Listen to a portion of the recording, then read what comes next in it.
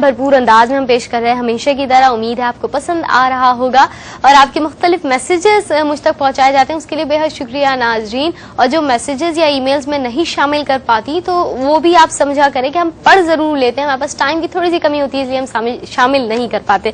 इसके अलावा different question इस्तिखारे या इसके हवाले से भी थे, तो इंशाल्लाह जब भी हमारे प्रोग्राम में कोई रूहानी रहनुमा होंगी तो उनसे वो क्वेश्चन किए जाएंगे। जो प्रॉब्लम्स कार्डियक से रिलेटेड मेरे पास है या हाइपरटेंशन से रिलेटेड मुझे बताई गई हैं तो वो भी इंशाल्लाह हम शामिल करेंगे जब हमारे पास कोई हेल्थ एक्सपर्ट मौजूद होगा इस डिपार्टमेंट के हवाले से। लेकिन क्योंकि इस वक्त हमारे साथ एक डर्मेटोलॉजिस्ट यानी आपके स्किन से बहुत मोहब्बत करने वाली एक एक्सपर्ट मौजूद है, तो आज हम स्किन के हवाले से कुछ बात करेंगे। We have with us doctor Shamim Ara. अस्सलाम वालेकुम डॉक्टर साहबा, प्रोग्राम में खुशामदीद आपको। और मैं ये गलत तो नहीं कहती ना कि सबकी स्किन से मोहब्बत के वो बस ग्लो करती रहे, सब मेंटेन रहे, यही आपका काम होता है? बिल्कुल बिल्कुल। फिर वो ग्लो का लफ्ज आता है, वो बल्ब नहीं जलते। आपको इंटरनली हेल्थ अच्छी है तो ग्लो करेगी। बिल्कुल यकीन है, और सोच पाकीज़ा है तो भी आपकी ये तो सबसे बड़ी चीज है, यकीन है। अच्छा डॉक्टर साहब, डिफरेंट क्वेश्चंस है जो आपसे हम शेयर करेंगे इंशाल्लाह। आज पहला क्वेश्चन में शामिल जो कर रही है वो मारिया का है। कहती है कि स्किन पे मार्क रह गया है, नाखून अक्सर लोगों को लग जाता है, वो खराश है जो भी, उसके बाद एक मार्क छोड़ जाता है। क्या ये मार्क्स जा सकते हैं बॉडी से, चाहे वो आपके फेस पर हो या बॉडी के किसी भी पार्ट में हो? बिल्कुल जा सकते हैं, थोड़े से सब्र की जरूरत है। कुछ ना अप्लाई करें, नथिंग, धूप अवॉइड करें, वो सुपरफिशियल निशाने चले जाएंगे कुछ दिन के बाद। अच्छा। उसके ऊपर कोई एप्लीकेशन ना करें दवा वगैरह की, सही, वरना कुछ लेने के देने पड़ जाएंगे। और अगर साइड इफेक्ट, और जैसे फेस का मामला है तो लोग चाहते हैं जल्द से जल्द वो सही हो जाए, तो हम उसके लिए कुछ भी ना करें। जल्द से जल्द नहीं, अपने वक्त पे थोड़ा सा टाइम लेगा और ठीक हो जाएगा, वो हेल्दी फिर हीलिंग होगी। सुपरफिशियल होता है, वो भर जाता है, उसका कोई ऐसा मसला नहीं है। ठीक है, मतलब अपने दिमाग पे ना ले लीजिए कि आपको कोई और भी प्रॉब्लम हो। बहुत जल्द चुटकी बजाते नहीं जाएगा, लेकिन जाएगा आहिस्ता आहिस्ता। ठीक है। अच्छा डॉक्टर साहबा, एक और क्वेश्चन हमारे पास था आरिफा का। आरिफा कहती हैं कि अक्सर लोगों को प्रॉब्लम होती है कि लिप्स के दोनों जो एंड्स होते हैं उस पर लोगों को अक्सर कट हो जाता है, और ये मेरे साथ बहुत ज्यादा प्रॉब्लम रहती है। मुझे बताइए कि इसका इलाज क्या है? क्या इलाज इसका? सबसे बुनियादी मेल न्यूट्रिशन, अपनी गिज़ा का ख्याल रखें। विटामिन बी वगैरह की कमी होती है उसकी वजह से, एक कॉज ये है। दूसरा है परलीश कहते हैं जिसको, कैंडिडियल इन्फेक्शन। एक इन्फेक्शन है फंगस टाइप का, सही, उसके लिए ग्लास वगैरह अलग रखें। और बहुत सिंपल सी इसकी मेडिकेशन होती है, एंटी फंगल। हाँ, एंटी फंगल कुल्ली वगैरह करने से ठीक है। अच्छा, तो फिर डॉक्टर साहब ऐसे लोगों को ये भी कहा जा रहा होता है कि आप झूठा इनका ना पिए, ये आपको भी फंगल इन्फेक्शन लगता है एक दूसरे से। हर्पिस लगता है, फंगस लगता है। ग्लास अच्छा हो तो अच्छा है, अलग अलग हो तो बेहतर है। हाँ, ये बेहतर है। वैसे भी इस चीज को प्रैक्टिस में लाना चाहिए, डोंट यू थिंक सो? क्योंकि हाइजीन कॉन्शियस आप खुद होंगे तो आप डिफरेंट प्रॉब्लम से बच जाते हैं।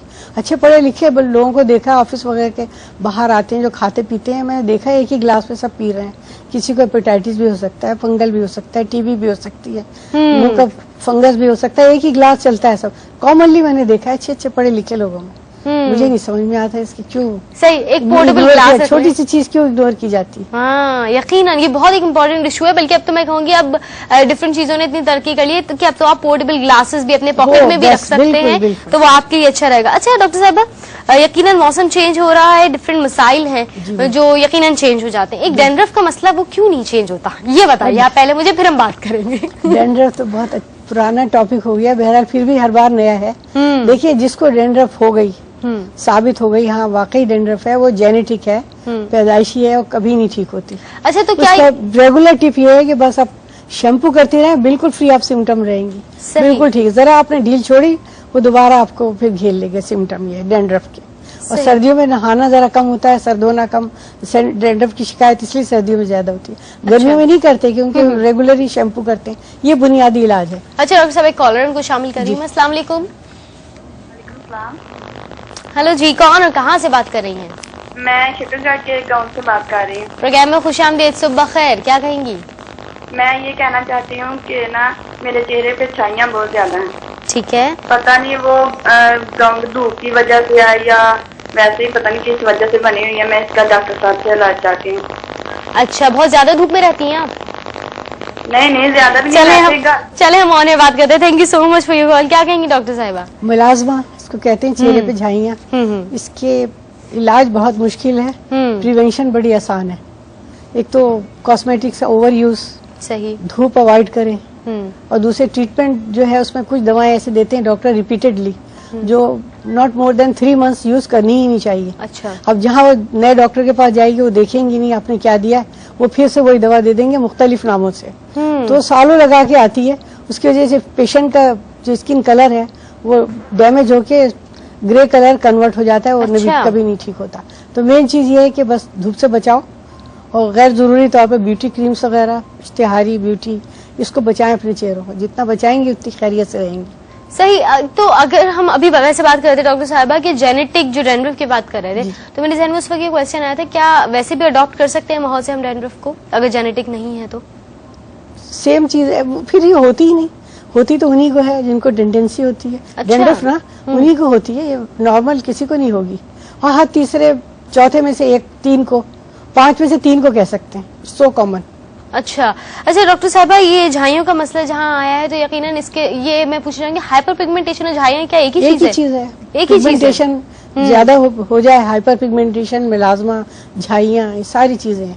एक चीज और भी लोगों को नहीं पता, फ्रेकल्स होते हैं चेहरे, वो बारीक बारीक फ्रेकल्स एक जगह जमा हो जाते हैं, उसको झाइयाँ। बिल्कुल सिंपल चीज है, आप धूप से बचे। वो फ्रेकल्स में है, पिगमेंट नहीं बनेगा, स्किन कलर हो जाएगा, चलेगा, कभी इनको कुछ था ही नहीं। ये फ्रेकल्स का बता दी। और ये फेड आउट और ये एंटी फ्रैकलिंग क्रीम, ये सब बेकार की बात है। अच्छा डॉक्टर साहब, आप कह रही हैं धूप से बचे, तो अक्सर लोग क्या करते हैं धूप से बचने के लिए सन टैन क्रीम या सन ब्लॉक, वो तो और भी बुरा है, वो तो और भी बुरा तो है। क्या कहेंगी आप? सारी वेज नहीं धूप ये प्रोटेक्ट करती, तो कुछ तो करती सन ब्लॉक कुछ करती है, लेकिन जिनको डिजीज होती है कुछ ना होने से कुछ होना बेहतर है, ये अच्छा नहीं है। ये सबसे अच्छा वो शेड वाला, हाँ। वो तो बहुत पुराना जवाब हो गया। This is the best sunblock, sunscreen. और केमिकल वो लगाएंगे, वो सारी वेज को वो भी नहीं रोकते, कुछ रेज फिर भी जाती है चेहरे पर।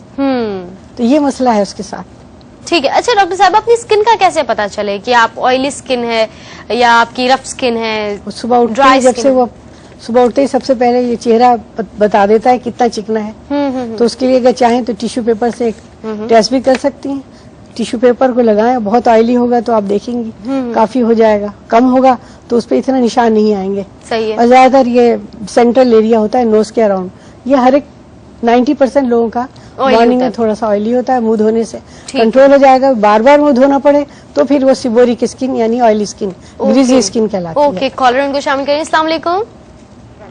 मैडम, मैंने ये पूछना था डॉक्टर साहबा से जी, ये खुश्की के बारे में, सर में जो खुश्की है।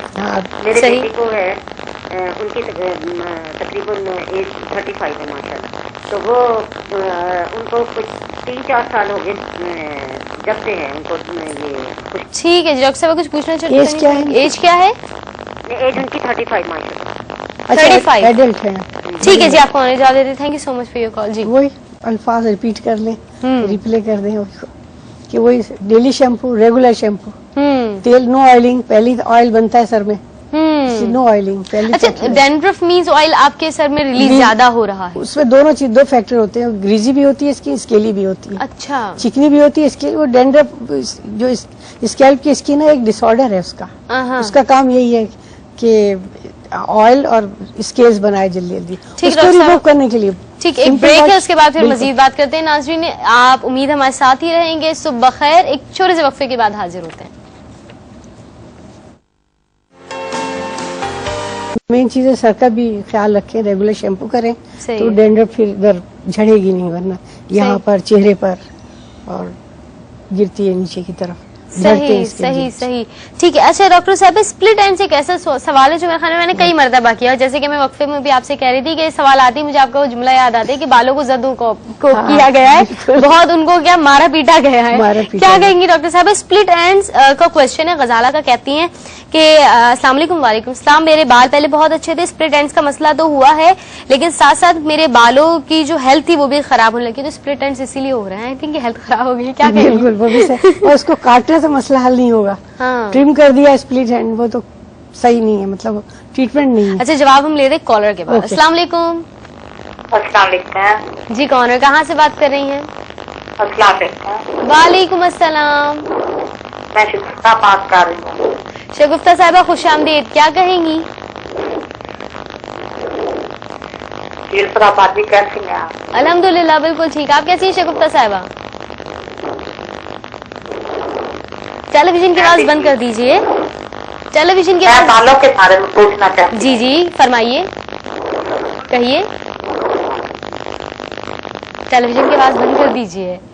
टेलीविजन की आवाज बंद नहीं करते नाज़रीन आप, तो हमारे लिए थोड़ा सा मसला हो जाता है आपको सुनना, क्योंकि रिपीटेडली हमारी आवाज ही हमें आ रही होती है। डॉक्टर साहब वक्फे पर बोल रही हूँ, कॉलर की तरफ जाने से पहले हम बात कर रहे थे स्प्लिट एंड्स के हवाले से कि ट्रिमिंग से मसला हल नहीं होगा। ट्रिमिंग से मसला फिर हल नहीं कैसे होगा। हल होगा? मेन चीज सबसे पहले एक्सेसिव कोम्बिंग। लोग समझते हैं सर्कुलेशन बढ़ाने के लिए सर पे कंघा करो, बस दिन में कई मरतबा कंघा ही करते रहो, कंघा दैट्स नॉट गुड। दूसरी चीज है ब्रश ना इस्तेमाल करें कोई सा, ना लोहे का तो सवाल ही नहीं, ना लोहे ना प्लास्टिक, बल्कि उसकी वजह एफ्रोकोम टाइप का होता है जिसमें चौड़े दाने होते हैं, दूर दूर फासला होता है, दैट इज द बेस्ट। उसको सर में कंघा करें तो बालों को नुकसान भी नहीं होगा, स्प्लिट एंड भी नहीं होंगे। और दूसरे होम रेमेडीज जो है वो सस्ते टोटके बाद में महंगा पड़ जाते हैं वो, तो इस लिहाज से कि वो दही है, अंडा है, ये सब खाने की चीजें लगाने की नहीं है चेहरे में। सर को प्लेन शैम्पू से, नॉर्मल शैम्पू से धोती रहें। ये चीजें ना इस्तेमाल करें, एफ्रोकोम यूज करें, एक्सेसिव कोम्बिंग ना करें, अननेसेसरी हैंडलिंग ना करें। ठीक है, बालों को बिला जरूरत, तो बस वो ठीक रहेंगे। ठीक है, कॉलर शामिल करते हैं। अस्सलाम वालेकुम। अस्सलाम वालेकुम। वालेकुम अस्सलाम। कौन और कहाँ से बात कर रहे हैं? मैं ज़ैनब पाकपतन से बात कर रही हूँ। जी ज़ैनब, क्या कहेंगी? जी मेरे चेहरे पे ना दाने और साइयाँ वगैरह बहुत हैं। ठीक है, तो डॉक्टर साहब ऐसे पूछ रहे थे कि इसके लिए क्या करूँ, स्किन भी बहुत ऑयली है मेरी। अच्छा ठीक है, अपने दानों के हवाले से कुछ बता दीजिए, किस तरीके के दाने हैं? दाने जैसे रेशेदार दाने होते हैं वैसे हैं। डॉक्टर साहब समझ गई? हाँ, कुछ एक्चुअली होता है, उसके ग्रेड्स होते हैं। ठीक है, हम आपको ऑनर बताते हैं। Thank you so much for your call Zainab. जी डॉक्टर साहब क्या कहेंगी? एक्ने का सेम एक चीज है, वही ग्रीजी स्किन, किस्म के दाने, उसमें फर्स्ट स्टेज पे ब्लैक हेड्स, व्हाइट हेड्स भी जब जरा बड़े हो जाते हैं तो बड़े बड़े थोड़े से फुंसी नुमा हो जाते हैं। तो बेसिक इलाज ये है, हल्के गर्म पानी से दिन में 4-5 मरतबा चेहरा धोएं, कोई ऊपर से कोई मॉइस्चराइजर ना लगाएं, कोई इस तरह की और क्रीमें ना लगाएं, क्योंकि जब तक वही लेयर है इसके ऊपर से स्किन की ग्रीजी लेयर हटाएंगी तो वो मसला हल हो जाएगा काफी हद तक। Selection soap is very important. Moisturising soap ना यूज करें, नॉर्मल सोप ना यूज करें। ठीक है, इस तरह का सोप हो जो ग्रीस रिमूव करे। ठीक है, कॉल को शामिल करते हैं। अस्सलाम वालेकुम। कॉल ड्रॉप हो चुकी है। अच्छा डॉक्टर साहबा, जैसे कि ये अपना मसला बता रही थी, आपने इनको हल बताया कि गर्म पानी से आप मतलब स्प्लैशेस लीजिए, तो क्या ये नॉर्मल जिन लोगों की स्किन सही है, कोई प्रॉब्लम नहीं, वो भी किया कीजिए करें तो अच्छा है उनके लिए? चेहरे के हिसाब से अगर चेहरा उनको कोई शिकायत नहीं तो मॉइस्चराइजिंग, अगर ड्राई है तो मॉइस्चराइजर भी यूज करें प्लस मॉइस्चराइजिंग सोप भी यूज करें। सही है, तो डिपेंड करता है अपने चेहरे के हिसाब से साबुन का सिलेक्शन बहुत जरूरी है। ठीक है। अच्छा डॉक्टर साहब, एक हमारे पास क्वेश्चन जो है वो ये है कि चेहरे पर अक्सर लोगों को बाल की प्रॉब्लम होती है, काफी ज्यादा बढ़ जाते हैं, तो उसके लिए क्या इलाज है? कोई प्रॉपर क्या कोई परमानेंट इलाज है? कॉलर लूंगी फिर जवाब आपसे लूंगी। अस्सलाम वालेकुम। हेलो, अस्सलाम वालेकुम। वालेकुम सलाम। कौन और कहाँ से बात कर रही हैं? जी मैं अरुणाबाद से बात कर रही हूँ, सत्या नाम है मेरा। मैंने डॉक्टर साहब से पूछना था कि मेरी बेटी है 1.5 साल की जी, तो उसके ना बाल बहुत गिर रहे हैं। ठीक है, सही है जी, हम और बात करते हैं। Thank you so much. जब मैं उसके सर पे ऑयल लगाती हूँ तो मेरे हाथ जो है फुल जो ना उसके बालों से भर जाते हैं। और साथ में मैंने अपने लिए भी पूछना था कि मेरे सर में भी ना डैंड्रफ काफी है, तो मेरे भी बाल जो गिरते हैं काफी, और इसकी वजह से मेरे स्किन पे ना वो जैसे वो खुश्की ऐसी हो जाती है ना, ददरी सी वो बन जाती है, ददरियाँ सी। ठीक है, हम और बात कर रहे हैं। Thank you so much. Doctor से काफी मैंने कंसल्ट किया, लेकिन मुझे ना ठीक है कोई thank you so much for your call. दोनों ही जो मसले हैं, एक तो इनका बेटी जो है उनको हेयर फॉल का मसला है, फिर इनका डैंड्रफ का भी, उसकी वजह से खुश्की के भी जो मसले हैं उससे ये 2-4 है। क्या कहेंगे डॉक्टर साहब? ऊपर से तेल भी लगाती है, तेल भी लगाती है और हाथ में बाल भी आ जाते हैं। बाल आते हैं, मालिश भी करती होंगी लाजमी। सबसे पहले तेल तो ना लगाएं, और दूसरी बात 2 साल के बच्चे का भी कह नहीं सकते, बाद में ये सीजनल भी हो सकता, जो भी हो सकता है। अगर कोई फंगल इन्फेक्शन नहीं है तो 2 साल के बाद ही असल में बच्चों का पता चलता है कि बाल कितने घने होंगे, कैसे होंगे, क्या होगा। अच्छा, पर सिंपल मेजर यही है, वो रेगुलर शैम्पू। अक्सर लोग ये भी प्रैक्टिस करते हैं कि बच्चों के बहुत ज्यादा बाल कटवाए जाते हैं, बार बार उनको जो है बाल किए जा रहे होते हैं, क्या इससे कोई फायदा होता है? हरगिज भी नहीं, कभी भी नहीं, इससे कोई फायदा नहीं होता। बार बार सर अब जिसको मुंडवाते हैं ना, उससे कोई फायदा नहीं होता, कुछ भी, नथिंग। उसके लिए बेहतर है बस एक बार जो बाल हो गए, निकाल दिए गए, हटा दिए, ठीक है। उसके बाद जो ग्रोथ ऑफ स्पर्ट होती है ज्यादा 4-5 इयर्स के बाद तकरीबन होती है इसी अराउंड में। इस दौरान बच्चियों के बाल ना कटाएं तो ज्यादा बेहतर है, अगर चोटी रखने का शौक है तो। सबसे ज्यादा ग्रोथ इस एज में शुरू होती है। अच्छा, तो लंबी चोटी रखने का शौक है, बाल लंबे, तो वो बेबी कट फिर ना करवाएं 5 साल के बाद। हाँ, ठीक बाल है, बढ़ने दें उसको। अच्छा डॉक्टर साहब, जो हमारा क्वेश्चन था चेहरे पर बालों के हवाले से, जी, चेहरे पे, जिसको हर्सुटिज्म कहते हैं, एक्चुअली ये बड़ा डीप टॉपिक है। जिसको भी हो, थोड़े से बेसिक इसके टेस्ट होते हैं और अल्ट्रासाउंड होता है पेल्विस का, और सबसे पहले विजिट उसको जाके एंडोक्राइन के किसी स्पेशलिस्ट के पास जाना चाहिए, ना स्किन वाले को और ना गायनी। ठीक है, वो जब रूल आउट कर देंगे जाए आपके कोई हार्मोनल डिस्टर्बेंस नहीं है, आपकी रिपोर्ट्स वगैरह सब सही है, तो फिर आप जाएं कुछ, तो फिर है अब कुछ आई है एंटी हेयर ग्रोथ की जो है रिमूव करने के लिए, लेकिन अभी स्टडीज चाहिए, अभी नई नई दवाएं आई हैं, आगे जाके इसके क्या इफेक्ट होंगे जब तक मैं देख ना लूं, मैं प्रॉपरली इसको प्रिस्क्राइब नहीं करती। सबसे पहले उसके डीपली सीटेड इसके रीजन मालूम होना चाहिए, वो एंडोक्राइन वाला ही इसको ढूंढेगा कि क्या वजह है। ठीक है। अच्छा डॉक्टर साहबा, एक हमारे पास क्वेश्चन है, 22 साल एज है और बाल बहुत जल्दी सफेद हो रहे हैं, यानी 22 ईयर से बाल सफेद, और दुबई से ये कॉल थी। तो मेनली इनहेरिटेड है, इनहेरिटेंस है। ठीक है, मेनली बस this is the only cause, solely यही कॉज है, इनहेरिटेंस। ठीक है जी डॉक्टर साहबा, थैंक यू सो मच। हमने बहुत सारे क्वेश्चन जो है हमारे नाजरीन के शेयर कर लिए। Thank you so much doctor साहबा। नाजरीन, अब वक्त हुआ है आपसे इजाजत लेने का। हमेशा की तरह आज भी हमने पूरी कोशिश की कि आपके तमाम तर मैसेजेस, तमाम तर क्वेश्चंस मैं शामिल कर सकूं। उम्मीद तो यही है कि मैं कर सकी। अगर कोई क्वेश्चंस रह गए हैं तो इंशाल्लाह वो आप मुलाहिजा फरमाएंगे हमारे अगले प्रोग्राम यानी नेक्स्ट संडे इंशाल्लाह। तब तक के लिए अपने प्यारों का बहुत ज्यादा ख्याल रखिए, क्योंकि प्यारा महीना माह रबीउल सानी का शुरू हो चुका है। तो कोशिश कीजिए कि हजरत शेख अब्दुल कादिर जिलानी रहमतुल्लाह अलैह की प्यारी हयात के हवाले से कुछ खुद भी स्टडी कीजिए, कुछ अपने बच्चों को भी बताइए, ताकि उनको भी मालूम हो कि दरअसल बहसत मुसलमान हमें अपनी जिंदगी कैसे गुजारनी चाहिए, इबादत में क्या रंग, क्या ढंग, क्या अंदाज होना चाहिए। अगर आप मुताला करेंगे, मुशाहिदा करेंगे तो यकीनन आप उन बातों को समझ सकेंगे। इसी के साथ मुझे दीजिए इजाजत। आपकी ईमेल्स की रहूंगी मैं मुंतज़िर। सुबह बखैर @ryqtv.tv पर लेटेस्ट के लिए इंचार्ज प्रोग्राम डायरेक्टर सुबह बखैर D120 साइट कराची। इसी के साथ फ़ी अमान अल्लाह।